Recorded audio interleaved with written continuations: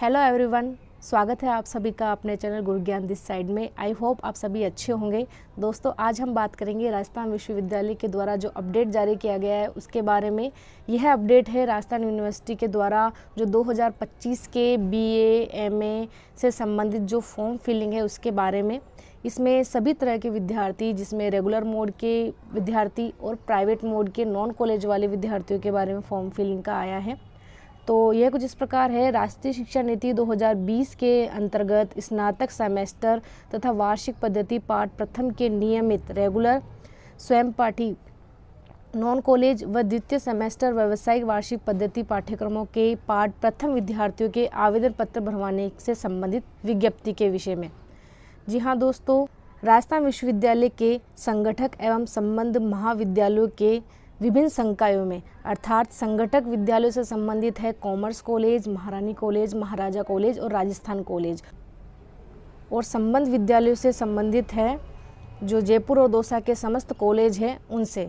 तो उनके विभिन्न संकायों के अध्ययनरत शैक्षणिक सत्र 2024-25 के प्रथम सेमेस्टर के नियमित परीक्षार्थी, अर्थात जो रेगुलर मोड में कॉलेज कंटिन्यू कर रहे हैं उनके प्रथम सेमेस्टर के रेगुलर विद्यार्थी और प्रथम व द्वितीय सेमेस्टर के स्वयं पाठी यानी प्रथम और सेकंड सेमेस्टर के नॉन कॉलेज के यानी प्राइवेट जो अभ्यर्थी है वह परीक्षार्थी स्नातकोत्तर व्यावसायिक पाठ्यक्रमों के सेमेस्टर वार्षिक पद्धति आधारित पाठ्यक्रमों के प्रथम पाठ के परीक्षा फॉर्म ऑनलाइन माध्यम से भरे जाने हेतु कार्यक्रम घोषित किया गया है।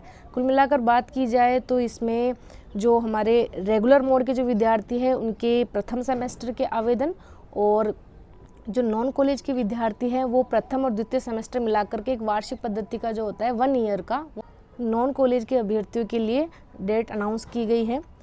बात कर लेते हैं ये किस किस बैच के हिसाब से होगा। तो यह है 3-4 year bachelor of arts science commerce BSc और biotech, BSc home science, bachelor of computer application, bachelor of business administration, bachelor of promoting performing arts, bachelor of visual arts, BA, BSc, BCom, BSc biotech, BSc home science, BCA, BBA, BPA, BVA, यानी इन सभी के प्रथम semester के नियमित विद्यार्थी इसमें apply कर सकते हैं। सेकंड है इसमें प्रथम और द्वितीय सेमेस्टर के स्वयं पाठी विद्यार्थी। जी हाँ दोस्तों, जो नॉन कॉलेज जो है, नॉन कॉलेज के जो अभ्यर्थी है जो बीए, बीएससी, बीकॉम करना चाहते हैं वह इसमें आवेदन कर सकते हैं। इसके अलावा इसमें स्नातकोत्तर व्यावसायिक पाठ्यक्रम सेमेस्टर पद्धति प्रथम और तृतीय सेमेस्टर के नियमित और पूर्व विद्यार्थी, इसमें केवल जो पीजी करने वाले हैं और जो व्यावसायिक कोर्स कर रहे हैं उसके केवल प्रथम और थर्ड सेमेस्टर के ही रेगुलर और पहले के विद्यार्थी कर सकते हैं, यानी कि ये नॉन कॉलेज वालों का नहीं है। फोर्थ है इसमें BEd, BA BEd, BSc BEd, LLB part प्रथम के नियमित और पूर्व विद्यार्थी, यानी कि जो थर्ड और फोर्थ वाला कॉलम है उसमें केवल रेगुलर नियमित विद्यार्थी ही अप्लाई कर सकते हैं। तो जो डेट अनाउंस हुई है वह है 14 नवंबर 2024 से 25 नवंबर 2024 तक, यानी कि इस अवधि के मध्य तक आप फॉर्म फिल कर सकते हैं। नेक्स्ट बात करें तो आप समय रहते हुए इसको जल्दी से जल्दी फॉर्म को फिलअप कर लें। बाकी अपडेट्स इनको वेबसाइट पे आपको मिल जाएगी। कुछ निर्देश विद्यार्थियों के लिए यहाँ पर दिए गए हैं जो हमें पढ़ना काफ़ी इम्पोर्टेंट है और जानना भी बहुत ज़रूरी है। कुछ अपडेट्स इसमें दिए गए हैं जो हर एक विद्यार्थी को पता होना काफ़ी ज़रूरी है। यह निर्देश हमारे आगे आने वाले एग्जाम में काफ़ी महत्वपूर्ण रहेंगे। तो विद्यालय के समस्त नव प्रवेशित पाठ्यक्रमों में नियमित विद्यार्थियों का CSV फाइल के माध्यम से ही आवेदन होगा, यानी कि इस बार सेमेस्टर प्रणाली जो लागू की है उसके अंतर्गत CSV फाइल के अंतर्गत आपको फॉर्म फिल करना पड़ेगा। सेकंड है इसमें NEP यानी न्यू एजुकेशन पॉलिसी, जो नई राष्ट्रीय शिक्षा नीति आई है 2020, उसके UG के नियमित विद्यार्थियों को सेमेस्टर के अंत में परीक्षा में पात्रता हेतु सतत मूल्यांकन में न्यूनतम C ग्रेड 40% अंक व न्यूनतम 75% उपस्थिति आवश्यक होगी। यानी कि अगर आपको फॉर्म फिल करना है तो आपको कम से कम 40% आपके होने चाहिए और कम से कम 75% उपस्थिति होनी चाहिए। यानी यह जो रेगुलर मोड के विद्यार्थी हैं, डेली जो कॉलेज डेली अप डाउन करते हैं, उन विद्यार्थियों के लिए हैं। नॉन कॉलेज वालों के लिए ऐसे कोई बाउंडेशन नहीं है। थर्ड है इसमें विश्वविद्यालय पीजी सेमेस्टर पद्धति हेतु अधिनियम 199F3J के तहत 75% उपस्थिति और सतत मूल्यांकन में न्यूनतम अंक अर्जित किया जाना सुनिश्चित करते हुए परीक्षा आवेदन पत्र भरें। यानी कि यह मैंडेटरी है कि आपको 40% अंक अनिवार्य है और न्यूनतम 75% आपकी अटेंडेंस कॉलेज में होना जरूरी है। फोर्थ इसका महत्वपूर्ण कॉलम है, परीक्षार्थियों को परीक्षा आवेदन पत्र भरने हेतु ABC ID आवश्यक है। अतः विद्यार्थी परीक्षा आवेदन पत्र में निर्धारित स्थान पर स्वयं का मोबाइल नंबर, यहाँ दोस्तों बहुत इम्पोर्टेंट ध्यान देने वाली चीज़ है कि मोबाइल नंबर, ईमेल ID और आधार कार्ड नंबर व ABC ID दर्ज करें। गलत सूचना दर्ज किए जाने पर आवेदन पत्र निरस्त की जिम्मेदारी आवेदक की होगी।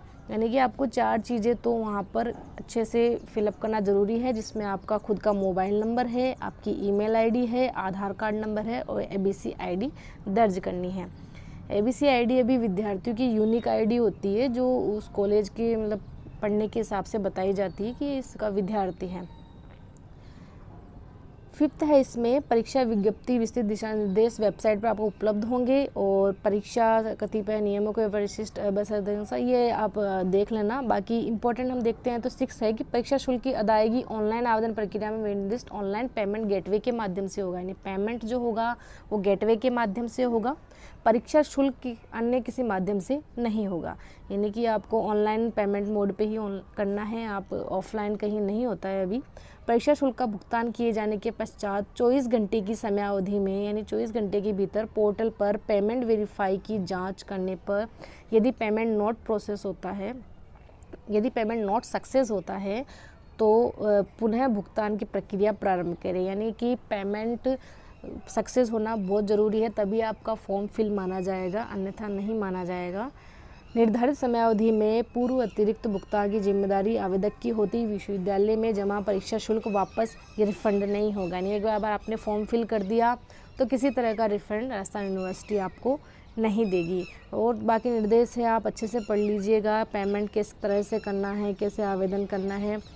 और इसमें एक महत्वपूर्ण अपडेट ये है कि परीक्षा में जो 8 नंबर का कॉलम है उसमें देखना कि परीक्षा आवेदन पत्र भरने से पूर्व विश्वविद्यालय द्वारा जारी दिशा निर्देशों को सावधानीपूर्वक अवलोकन करें। परीक्षा आवेदन पत्र तथा नामांकन आवेदन पत्र की हार्ड कॉपी पर यथास्थान हस्ताक्षर में आवश्यक दस्तावेजों तथा पूर्व में उत्तीर्ण अनुत्तीर्ण सभी अंक तालिकाओं की आगामी 2 कार्य दिवसों में संबंधित महाविद्यालय विभाग में आवश्यक रूप से जमा करवाना होगा। यानी कि आपने फॉर्म फिल तो कर दिया, फॉर्म फिल करने के बाद उसकी जो हार्ड कॉपी आएगी वो आपको प्रिंटर से प्रिंट करवा के निकलवानी है और उस पर आपके सिग्नेचर करने हैं और इसके साथ जो भी अन्य डॉक्यूमेंट्स लगने हैं उनको अटैच करके आपको संबंधित जो कॉलेज है या विभाग है उसमें ज़रूर रूप से जमा करवाना है। इसके बाद परीक्षा आवेदन से नामांकन आवेदन पत्र जमा नहीं कराने की स्थिति में प्रवेश पत्र जारी नहीं किया जाएगा। यानी आपको हार्ड कॉपी जमा करवाना बहुत ज़रूरी है, नहीं करवाते हो तो आपका एडमिट कार्ड नहीं आएगा। इसके अलावा इन्होंने कहा है कि परीक्षार्थियों द्वारा डाक से प्रेषित परीक्षा आवेदन सह नामांकन पत्र को स्वीकार नहीं होगा। यानी कि अगर आप बाय पोस्ट भेज देते हो आवेदन और वो लेट वगैरह पहुँचते हैं तो इसमें विभाग की कोई जिम्मेदारी नहीं है। तो निर्धारित समय में संबंधित महाविद्यालय में ही परीक्षा सह नामांकन आवेदन पत्र जमा कराएं। यानी खुद विद्यार्थी को ही जाकर के डॉक्यूमेंट्स जमा कराने हैं फॉर्म के साथ में। महाविद्यालय द्वारा अग्रेसित परीक्षा आवेदन सह नामांकन आवेदन पत्र ही स्वीकार होंगे। संबंधित महाविद्यालय परीक्षार्थी स्पष्टता नोट करके विश्वविद्यालय का द्वारा छात्र छात्राओं को एक बार ही नामांकन संख्या आवंटित की जाती है। भविष्य में विश्वविद्यालय के द्वारा आयोजित किए जाने परीक्षा आवेदन में आवंटित की गई नामांकन संख्या पूर्ववत ही रहेगी। यानी कि जो एनरोल नंबर जो अलॉट होते हैं वह परीक्षार्थी को एक ही बार होते हैं। जैसे फर्स्ट ईयर में मान लो किसी ने एडमिशन लिया है फर्स्ट सेमेस्टर से, तो उसका जो एनरोल नंबर है वो लास्ट फाइनल जो उसका 6 सेमेस्टर है तब तक वही चलेगा। यानी उसकी एक यूनिक ID बन जाती है जो उसी बेस पे चलेगी। नेक्स्ट है इसमें कि स्नातक जिसमें कला विज्ञान परीक्षा में जिन स्वयं पाठी विद्यार्थियों ने प्रायोगिक विषय का चयन किया है, यानी जिन्होंने प्रैक्टिकल सब्जेक्ट लिया है, उन्हें प्रायोगिक परीक्षा में सम्मिलित होने हेतु प्रशिक्षण प्राप्त करना अनिवार्य है।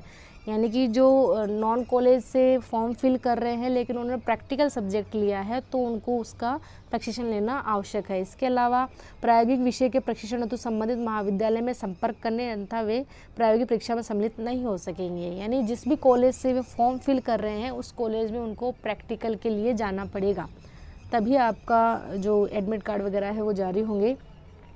परीक्षार्थी एक समय में केवल एक ही पूर्ण सेमेस्टर में प्रवेश हेतु पात्र होगा। यानी एक बार में केवल एक ही सेमेस्टर हेतु वह पूर्ण पात्र माना जाएगा।